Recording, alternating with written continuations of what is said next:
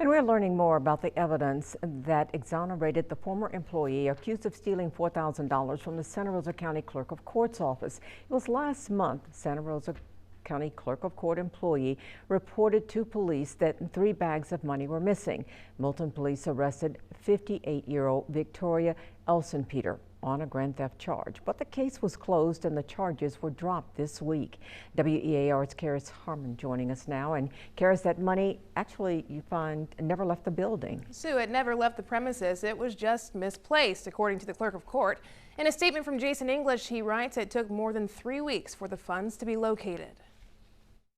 Jason English, Santa Rosa County Clerk of Courts, unavailable for an interview, but giving us a timeline of events in a statement Thursday. On June 20th, his office contacted the Milton Police Department to report $3,801.60 was missing. Police Chief Jennifer Frank speaking with us last week. Upon review and some internal investigation, it was determined that those money bags were likely or potentially misplaced by someone who had direct access, leading to employee Victoria Elson-Peter's arrest and getting charged with grand theft. It also cost her job. This is what English told us when we initially reported the incident. I will tell you, the money is missing just because somebody blatantly took it. But as WEAR News reported Wednesday, the charges against Elson-Peter were dropped and the case was closed. Now we know why. 24 days later, exonerating evidence was discovered. In the statement from English, he writes in part, on July 14th, the missing funds were located on the premises in an expandable file folder where no cash is kept or has ever been kept.